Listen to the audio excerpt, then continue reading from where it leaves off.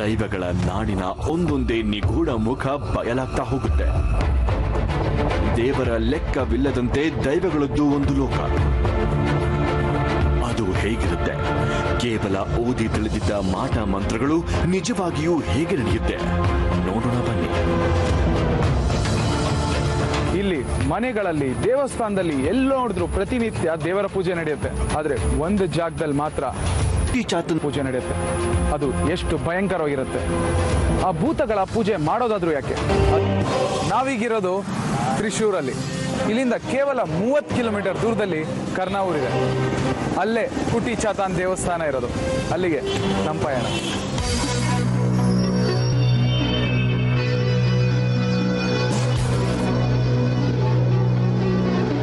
ನಾವೀಗ ತ್ರಿಶೂರ್ನಲ್ಲಿರೋ ಒಂದು ನಿಗೂಢ ದೇವಸ್ಥಾನ ವಿಷ್ಣು ಮಾಯಾ ಕುಟ್ಟಿ ಚಾತನ್ ಟೆಂಪಲ್ಗೆ ಹೋಗ್ತಾ ಇದ್ದೀವಿ.